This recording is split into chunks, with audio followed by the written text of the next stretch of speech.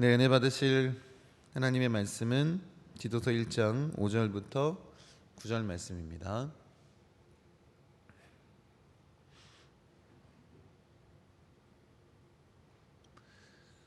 우리 한 목소리로 함께 봉독하도록 하겠습니다. 내가 너를 글에 대해 남겨둔 이유는 남은 일을 정리하고 내가 명한 대로 각성의 장로들을 세우게 하려 함이니, 책망할 것이 없고 한 아내의 남편이며 방탕하다는 비난을 받거나 불순종하는 일이 없는 믿는 자녀를 둔 자라야 할지라. 감독은 하나님의 청지기로서 책망할 것이 없고 제 고집대로 하지 아니하며 급히 분내지 아니하며 술을 즐기지 아니하며 구타하지 아니하며 더러운 이득을 탐하지 아니하며 오직 나그네를 대접하며 선행을 좋아하며 신중하며 의로우며 거룩하며 절제하며 미쁜 말씀의 가르침을 그대로 지켜야 하리니, 이는 등이 바른 교훈으로 권면하고 거슬러 말하는 자들을 책망하게 하려 함이라. 아멘. 네. 이 말씀에 의지해서 우리가 꿈꾸는 길쌈교회, 청지기로 세우는 교회라는 제목으로 하나님 말씀 함께 나누기 원합니다. 우리 말씀을 나누기 전에 우리가 다짐하면서 함께 외쳐보도록 하겠습니다. 나는 십자가에서 죽고 예수로 사는 그리스도인입니다. 시작. 나는 십자가에서 죽고 예수로 사는 그리스도인입니다. 아멘. 네. 우리가 이 마음을 가슴 깊이 새기길 원하고 참된 그리스도인으로 살아가기 원합니다. 우리는 십자가에서 이미 죽었습니다. 그리고 이제 예수로 사는 그 삶을 살아가기 원합니다. 특별히 사순절 이 기간에 그 의미를 우리 마음 가운데 더 깊이 새기기 원합니다. 오늘 우리는 우리가 꿈꾸는 교회를 이 디도서를 통해서 자세하게 한 말씀 한 말씀 나누며 마음 가운데 새기길 원하고 있습니다. 여러분, 우리 교회에게 주어진 사명, 바울을 통해서 사도적인 교회로 세우는 것이고, 그 사도적 사명의 구체적인 일이 영생의 소망을 품게 하는 것이다 라고 나눴습니다. 그래서 우리에게 주어진 그 사도적 사명은 뭐냐면, 복음을 들고 끝까지 복음을 선포하고 그들이 영생의 소망을 얻게 하는 것 아니겠습니까?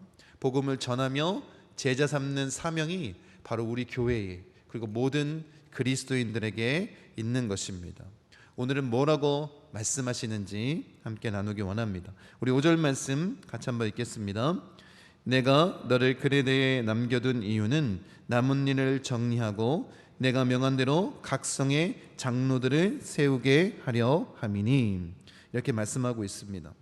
여러분, 오늘 제목을 청지기로 세우는 교회라고 그렇게 지었습니다.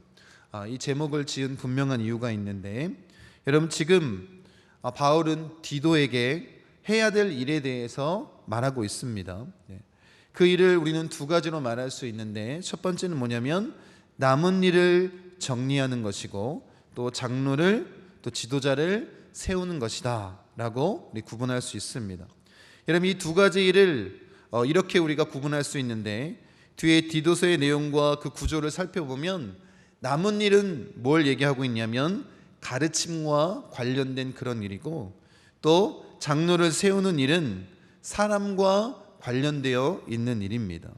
여러분, 이것이 바로 디도가 해야 할 중요한 일이었습니다. 여러분, 이 시대에 교회다운 교회를 지향하는 모든 교회들에게 필요한 일이 바로 이것 아니겠습니까? 그 가르침에 대해서, 또 사람을 세우는 일에 대해서 특별히 우리가 꿈꾸고 있는 길쌈교회에서 이런 모습으로 나아가길 원합니다. 여러분, 올바른 가르침이 전제되어 있지 않다면 하나님이 기뻐하시는 복음 중심의 사도적인 교회를 세울 수 없습니다. 여러분, 더 나아가서 그 가르침을 전수해야 될 것이고, 다시 그것을 전수할 사람을 양육하고 교회의 리더들을 배출하는 것이 교회의 역할 아니겠습니까? 바로 우리 교회에 주어진 사도적 사명입니다. 여러분, 오늘 본문에 나오는 이 장로의 역할, 오늘날로 말한다면 교회의 지도자를 얘기하는데 목사와 장로를 다 포함하는 그런 용어입니다. 지금과는 좀 구분이 되어 있지만 그렇게 받아들이시면 좋을 것 같습니다. 쉽게 우리가 교회의 지도자라고 생각하는 그런 자들에 대해서 이야기를 하고 있습니다. 우리가 꿈꾸는 길쌈교회로 우리가 적용한다면 우리 길쌈교회 리더들을 우리 청지기라고 부르고 지금 청지기 교육을 진행하고 있습니다. 이들을 왜 장로라고 표현할 수 있고 또 지도자라고 얘기할 수 있냐면 바로 교회를 이끌어가는 리더이기 때문에 아니겠습니까? 여러분, 이 청지기를, 이 교회의 리더를 세우는 일이 매우 중요합니다. 여러분, 그 방향이 우리는 성경적인 리더의 모습이 되기를 원합니다. 그렇게 청지기로 세워지길 원하고 오늘 그런 의미에서 청지기로 세우는 교회라고 그 이름을 설교의 제목을 정했습니다. 여러분, 이 안에 담겨져 있는 그 의미가 뭐냐면 교회 리더들만, 청지기만 이런 모습으로 살아야 하는가에 대한 질문입니다. 여러분, 우리가 리더들에게 이런 것을 요구하고 그것을 지키지 못할 때 우리는 너희를 탄핵하겠다, 이런 마음이 아닙니다.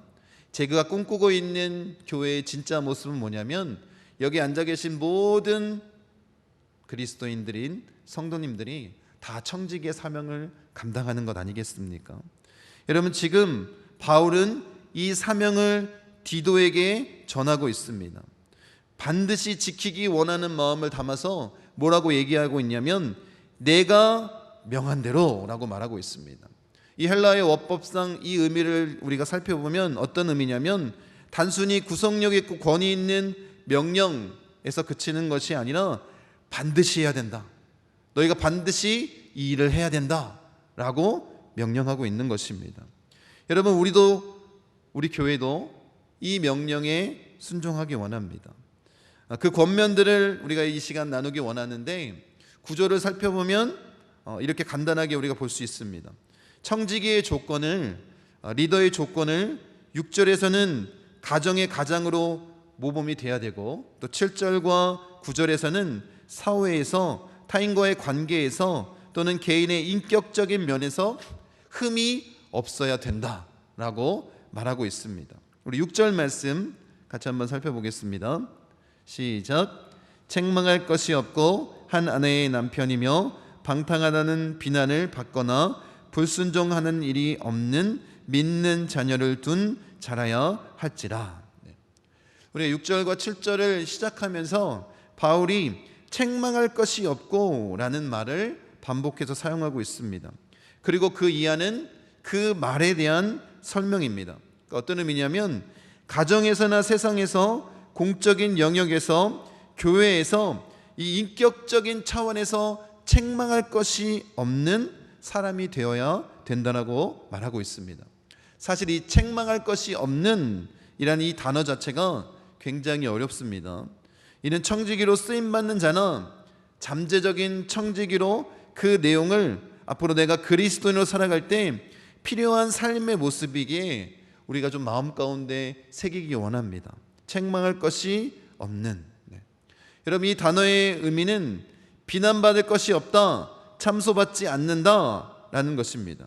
그러니까 어떤 의미냐면 청직이라면, 교회 지도자라면 정직성에 의심을 받지 않는 수치스러운 일로 탄핵이나 고소 대상이 아닌 사람이 돼야 된다라고 말하고 있는 것입니다. 그러니까 쉽게 남에게 손가락질 당할 만한 사람이 되면 안 된다라는 것입니다. 여러분, 이 책망할 것이 없다라는 말 자체가 어렵다는 의미가 뭐냐면 여러분, 이 말을 듣고 그럼 흠이 없는 완벽한 사람이 돼야 되는구나 라고 생각한다는 것입니다. 그런데 어떤 리더도 완벽할 수 없습니다. 여러분, 완벽에 가까운 모습들을 여러분이 원하신다 할지라도 되지 않습니다. 그런 모습을 갖기 위해 청지기들이 또한 힘들어할 이유도 없습니다. 나중에 그 이유를 우리가 설명하도록 하겠습니다. 여러분, 우리가 바울의 그 속마음을 더 깊이 알아볼 수 있는 단어가 뭐냐면 이 책망할 것이 없는 이라는 이 단어입니다. 사실 지금 우리는 리더에 대해서 함께 나누고 있지만, 교회 리더에 대해서 나누고 있지만, 바울은 이 단어를 사용하면서 궁극적으로 그리스도인의 모습이 이래야 된다고 얘기를 하고 있는 것입니다. 그러니까 이 지금 바울이 우리에게 전해주고 있는 이 리더의 모습은 누구의 모습이 되어야 되는 거예요?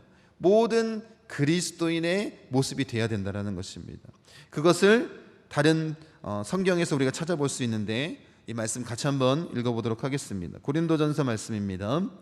주께서 너희를 우리 주 예수 그리스도의 날에 책망할 것이 없는 자로 끝까지 견고하게 하시리라. 골로새서 말씀입니다.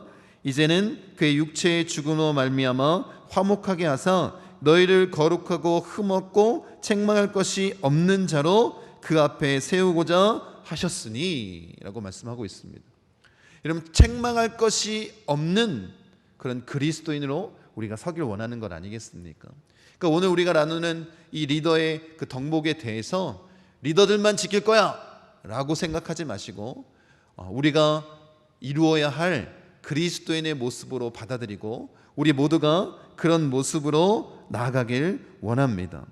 여러분, 그렇게 거룩한 성도가 갖추어야 할 그 덕목 이렇게 받아들이며 구체적인 내용을 우리 함께 나누길 원합니다. 여러분, 첫 번째 6절에서 말하고 있는 건 뭐냐면 책망할 것이 없는 가정 생활의 모습에 대해서 이야기를 하고 있습니다. 첫 번째로 한 아내의 남편이다 라고 얘기하고 있습니다. 여러분, 교회의 지도자는 청지기는 누가 보더라도 건실한 가장이어야지 인정할 수 있다는 것입니다. 한 아내의 남편이라는 말은 여러분 잘 아시겠지만 아내가 한 명이어야 한다는 뜻입니다. 지금 한 명의 아내와 사는 사람을 얘기하는 것입니다. 외도하거나 아니면 다른 가정을 꾸리거나 이런 모습이 없어야 된다는 것입니다.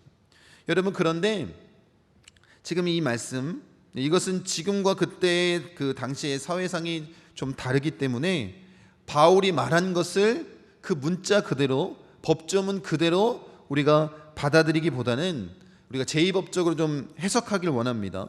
그래서 공동체가 원하는 대로 그 공동체가 바라보는 모습으로 해석할 수 있습니다. 그래서 여러분 잘 알고 있다시피 우리 교회에서 마찬가지고 이 장로는 남자만 되는 것이 아니라 여자도 세울 수 있습니다. 그러니까 남자에게만 국한되어 있는 것이 아니라 여자들에게도 적용할 수 있다는 것입니다.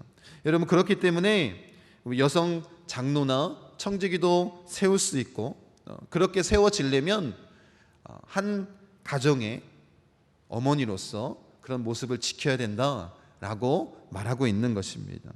두 번째는 믿는 자녀여야 된다라고 얘기하고 있습니다.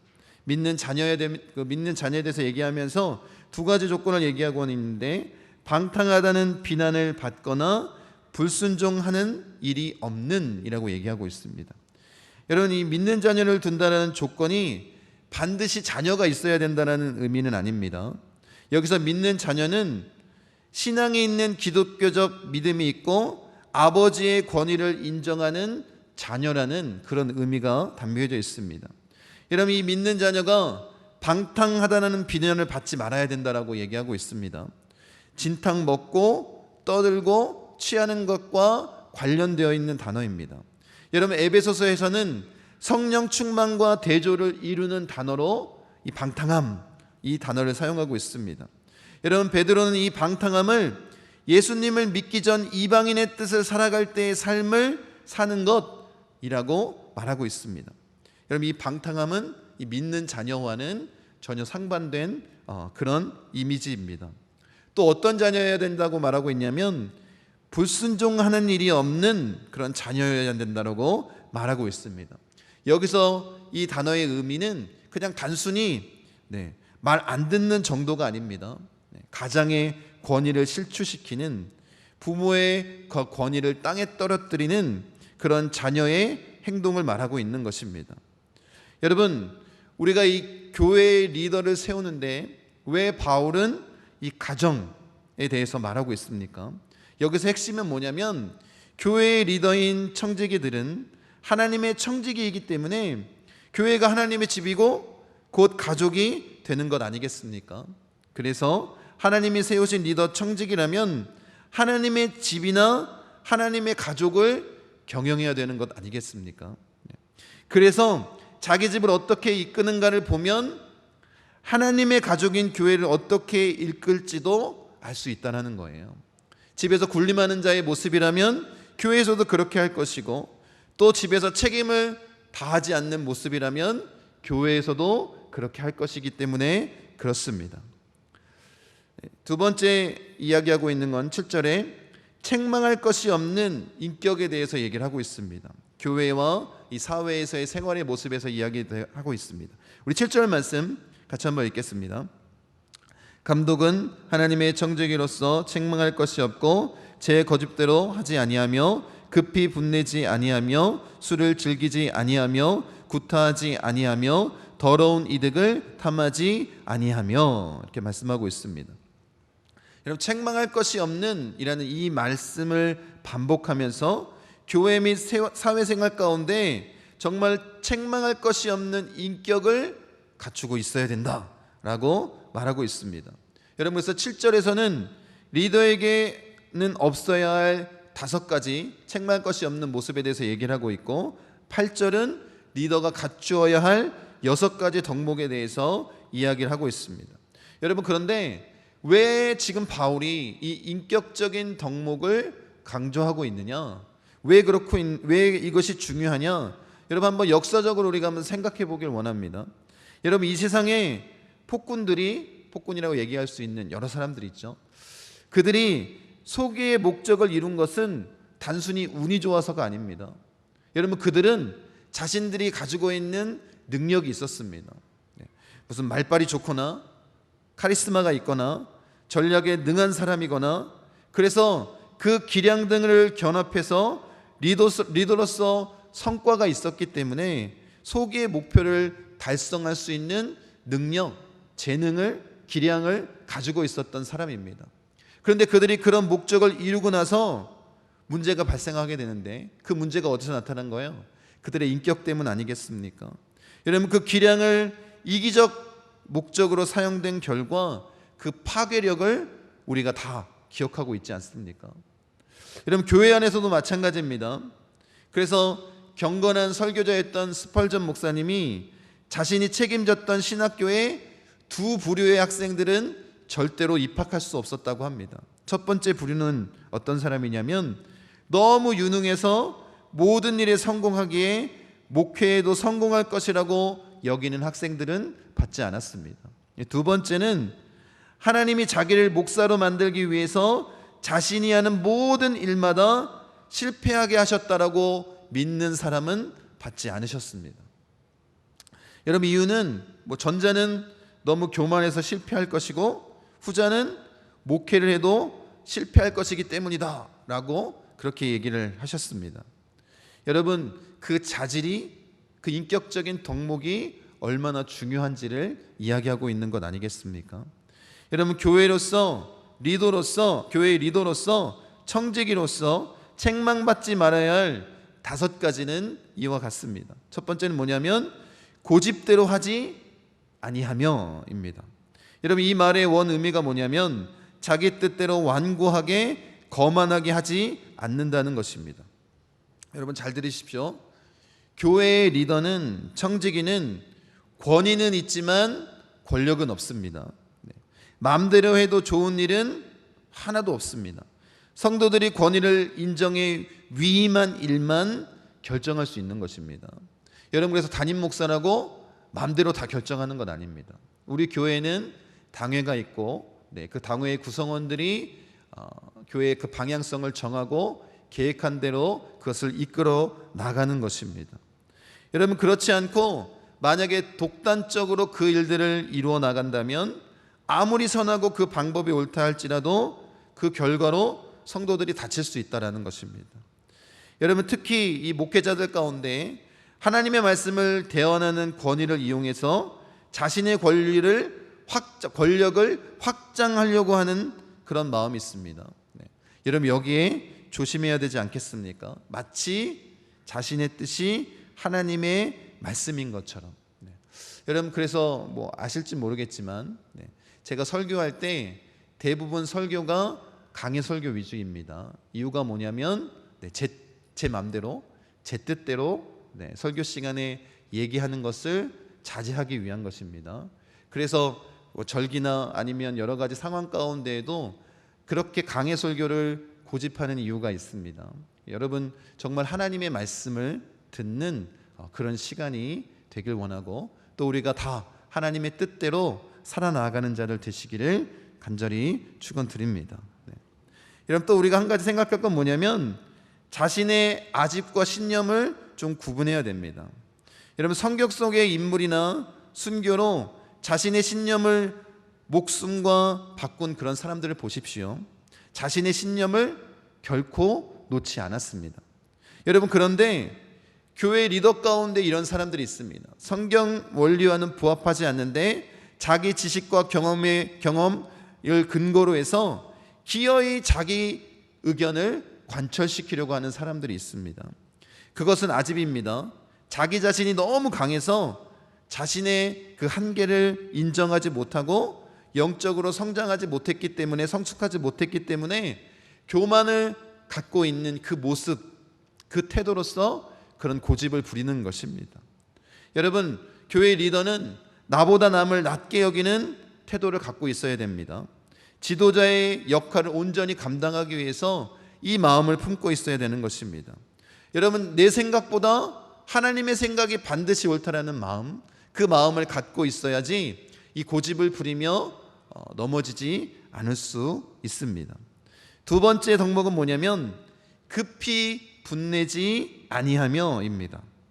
여러분 잘 따져보지 않고 쉽게 분을 내는 사람이 있습니다. 이 사람의 특징이 뭐냐면 자기 중심적으로 모든 것이 돌아가야 된다고 생각하고 있습니다. 고집센 사람들의 특징과 아주 비슷합니다. 특히 목회자 가운데 자기의 의견이 가장 올바르며 그래서 무조건 받아들여져야 된다는 오만한 생각 때문에 교회 안에서 자기 의견에 반대하는 사람들이 나타나면 뭐 할까요? 급하게 화를 내는 사람들이 있습니다. 이걸 조심해야 된다는 거예요. 여러분 자신이 교회에 지대한 영향을 끼치고 도움을 주고 있다고 마치 교회의 주인이 자신인 것처럼 생각하는 그런 사람들이 평신도 지도자들 가운데도 있다는 것입니다. 그러면 이런 마음을 품고 자기 중심적으로 그렇게 나타내는 건 아니겠습니까? 여러분 이런 사람들의 특징이 뭐냐면 하나님은 사랑합니다. 그런데 이웃사랑은 실천하지 못하는 거예요. 여러분 이웃사랑을 실천하지 못하는 사람을 어떻게 하나님은 사랑한다라고 말할 수 있겠습니까? 여러분 우리가 급히 분노하지 않으려면 예수님의 마음을 품어야 됩니다. 예수님처럼 하나님의 말씀대로 살아가는 그 말씀에 의지해서 나아가야 되는 건 아니겠습니까? 예수님과 동행함으로. 그래서 어떠한 상황 가운데에도 감정적으로 움직이지 않을 수 있도록 그렇게 마음을 준비시켜야 되는 것입니다. 그래서 지도자라면 하나님의 말씀으로 늘 마음을 지켜야 되는 것입니다. 여러분 혹시 이 모습과는 다른 것입니다. 여러분 예수님도 그렇고 선지자들도 그렇고 분노의 모습을 보여주셨습니다. 예수님이 장사하는 사람들의 상을 다 엎으시고 그렇게 성전을 청결케 하시지 않습니까? 그 분노의 모습을 보여주셨습니다. 여러분 급하게 분을 내는 것은 사실은 자기를 보호하기 위한 그런 모습이 더 많습니다. 그런데 예수님의 이 거룩한 분노, 이 선지자들의 거룩한 분노는 하나님의 뜻에 부합하지 않는 삶에 대한 분노를 나타내는 것입니다. 즉 불의에 대한 거룩한 분노를 나타낸 건 아닙니까? 여러분도 정말 분내고 싶고 화내고 싶다면 이 거룩한 분노로 하나님의 말씀을, 그 하나님의 말씀을 합당하게 지키지 못하는 곳에서 나타내는 자 되길 원합니다. 자신을 위해서가 아니라 하나님을 위한 그런 거룩한 분노를 가지신 분들 되시기를 다시 한번 축원드립니다. 세 번째는 술을 즐기지 아니하며입니다. 여러분 술을 즐긴다는 의미는 술에 취하는 술고래가 되는 주사가 있는 이런 의미로 우리가 해석할 수 있습니다. 그러니까 술로 인해서 자제력과 분별력을 잃어버릴 정도로 취한 상태를 말하는 것입니다. 그러니까 자식이 스스로 통제할 수 없는 사람, 여러분 이런 사람을 어떻게 교회의 리더로 세우고 또 성도들에게 자신의 삶을 또 본으로 보일 수 있겠습니까? 여러분 이 술을 즐긴다라는 이 의미는 사실 일종의 중독 현상을 말하고 있는 것입니다.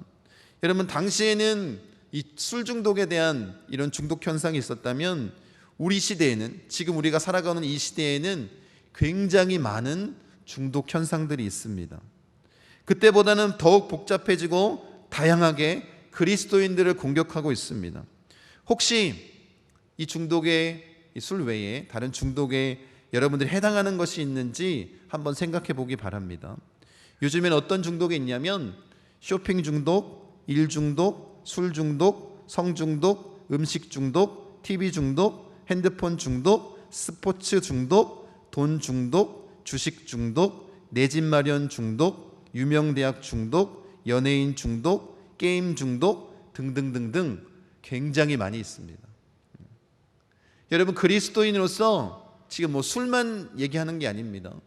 그렇게 자신을 자제할 수 없는 그런 모습으로 서 있다면 어떻게 다른 사람들을 이끌어갈 리더가 될 수 있냐라는 것입니다. 궁극적으로 여러분들이 그런 중독에 빠져 있으면서 하나님만 바라보고 섬기는 그런 그리스도인이 될 수 있느냐라고 바울이 말하고 있는 것입니다. 네 번째 덕목은 뭐냐면 구타하지 아니하며입니다. 한 유명교회 사모님의 고백이 교회 안에서 이슈가 된 적이 있습니다. 논란이 된 적이 있습니다. 그 사모님이 이렇게 얘기한 거예요. 목사님이 설교할 때 항상 기둥 뒤에서 있었다는 거예요. 얼굴을 보지 않았다는 것입니다. 이유가 뭐냐면 늘 집에서는 자신에게 폭력을 행사하는데 교회에서는 사랑을 말하는 이 남편의 얼굴이 가증스러워서 쳐다볼 수 없었다라는 고백이었습니다. 여러분, 이런 사람들의 특징도 뭐냐면 자기 중심적이라는 거예요. 여기는 구타하는 이 단어는 구타하는 사람을 가리킵니다. 그리고 우리가 구타라고 하면 단순히 자신의 뜻이 관철되지 않아서 폭력을 행사하는 그것보다 실제로 이 때리는 행위뿐만 아니라 언어 폭력도 다 포함되는 것입니다. 여러분이 만약 한 몸인 교회에 자신의 뜻을 관철시키기 위해서 이런 폭력적인 행동을 나타내고 또 그 언행으로 그렇게 교회에서 영향력을 행사하고 있다면, 그렇게 교회의 리더가 된다면 얼마나 많은 성도들이 상처를 받겠습니까? 여러분, 겉으로 드러난 것뿐만 아니라 이 언어로서 사실 소외시키거나 무시하거나 인격 모독을 통해서 이루어지는 모든 언어 폭력, 이것이 성도들의 마음을 상하게 하는 것 아니겠습니까? 여러분, 쉽게 일 처리하기 위해서 쉬운 방법으로 주먹이 앞서게 된다면 어떻게 되겠습니까? 그런 사람들은 다른 사람의 의견을 절대로 듣지 않습니다. 그래서 리더로서는 그런 모습을 갖고 있다면 적합하지 않다라고 말하고 있는 것입니다. 마지막 다섯 번째가 뭐냐면 더러운 이득을 탐하지 아니하며, 이렇게 얘기하고 있습니다. 여러분, 돈에 대한 욕심을 가진 자는 교회의 리더가 돼서는 안 됩니다. 돈에 대한 욕망이 하나님을 향한 갈망은 물론 다른 많은 가치들에 대한 갈망보다 앞서 있다면 어떻게 교회를 이끌어갈 수 있겠습니까? 여러분, 돈은 우리 힘으로 감당할 수 없는 치명적인 가공할 만한 힘이 있습니다. 그래서 예수님이 이 만몬을, 이 물질의 신을 경계하셨습니다. 왜 그럴까요? 이 만몬의 신이, 이 물질이 하나님이 나타내는 그 모든 은혜와 능력을 그대로 우리에게 줄 수 있다는 거예요. 아주 더 쉬운 모습으로. 여러분, 그렇기 때문에 여러분, 우리가 이 만몬에 사로잡혀 있다면 교회의 리더뿐만 아니라 그리스도인으로서 적합하지 않은 모습이다라는 거예요. 하나님 외에 다른 것을 섬기는 모습 아니겠습니까? 여러분, 바울은 이 부정한 이득을 탐하는 자를 언급하고 있습니다. 사회법을 또 그 규칙을 어기면서까지 이 이득을 얻으려고 하는, 그래서 그것을 부끄러운 줄 알지 못하는 그런 사람들에 대해서 이야기를 하고 있습니다. 여러분, 사실 우리 시대의 지도자들이 가장 많이 넘어지는 모습이 이 모습 아니겠습니까? 특히 우리나라가 그렇지 않습니까? 정당한 방법으로 많은 돈을 벌 수 없기 때문에 부정한 방법을 저지르고 그 부정한 방법을 합법적으로 만들기 위해서 또 다른 죄를 저지르는 그런 모습들이, 그 악순환들이 우리 사회에 나타나고 있지 않습니까? 여러분, 그래서 교회의 리더라면, 그리스도인이라면 이런 불법적인 이익을 탐하는 자가 되면 안 된다라는 거예요. 정당하게 여러분 그렇게 돈을 버는 것에 대해서 얘기를 하고 있는 것이 아니라 이 부정적인 방법을 사용해서 돈의 노예가 되는 그런 모습을 이야기하고 있는 것입니다. 여러분, 더러운 이익에 쉽게 무릎 꿇는 사람이 어찌 영적인 공동체, 이 교회의 리더가 될 수 있겠습니까? 어떻게 교회를 잘 이끌어 나갈 수 있겠습니까? 여러분, 지금까지 교회의 리더, 목사, 장로, 또 길쌈교회 리더인 청지기가 갖춰야 할 덕목, 특별히 책망받지 말아야 할 덕목에 대해서 나누었습니다. 가정과 교회와 사회에서 인격적으로 이런 모습을 갖추어야 한다. 여러분, 이 내용을 우리가 함께 나누면서 여러분, 이 말씀을 바탕으로 교회에서 할 일이 있습니다. 그게 뭐냐면 우리 모두가 한 몸으로 이런 모습의 리더들, 청지기들을 세우는, 그리고 참된 그리스도인으로 나아가는 교회가 되어야 된다는 것입니다. 여러분, 이것이 교회의 리더들을 비난하는 잣대가 되어서는 안 됩니다. 너는 교회의 리더인데 왜 이걸 지키지 못해? 라는 그런 잣대가 되면 안 됩니다. 우리 모두가 변화되고 갖추어야 할 모습으로 함께 이 모습을 나타내야 되지 않겠습니까? 여러분, 교회의 리더가 되는 것은 참 많은 부담감이 있습니다. 어쩌면 이런 모습을 갖추기 위해서 불완전하게 애쓰고 또 마음 아파하고 내가 이걸 할 수 있을까라는 좌절과 절망을 갖기도 합니다. 사실 지금 우리가 교회 청지기 리더 교육을 하고 있습니다. 청지기 교육을 하고 있는데 대부분의 리더분들이 품은 마음이 뭐냐면, 고백했던 마음이 뭐냐면 자신의 부족함, 그래서 그것을 감당하기 어려워하는 그런 마음이었습니다. 여러분, 늘 예수님께서 우리에게 말씀하시는 것이 있습니다. 그게 뭐냐면 완벽은 너의 몫이 아니다. 내가 하나님이야. 나를 바라보고 나와 함께 가자. 이게 주님의 마음 아니겠습니까?